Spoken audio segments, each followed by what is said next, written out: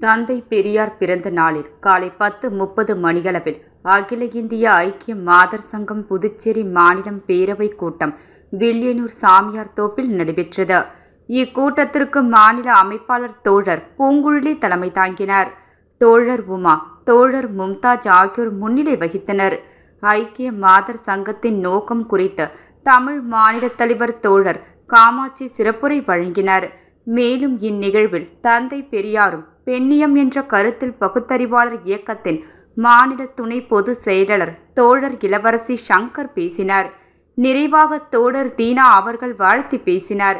அதனைத் தொடர்ந்து ஐக்கிய மாதர் சங்கத்தின் புதுச்சேரி மாநில புதிய நிர்வாகிகளான தோழர் பூங்குழலி மாநில தலைவராகவும், தோழர் உமா மாநில செயலாளராகவும், தோழர் ஈஸ்வரி மாநில பொருளாளராகவும், தோழர் மும்தாஜ் துணை தலைவராகவும் மற்றும் 9 பேர் கொண்ட மாநில குழு புதிய தேர்வு செய்யப்பட்டனர்.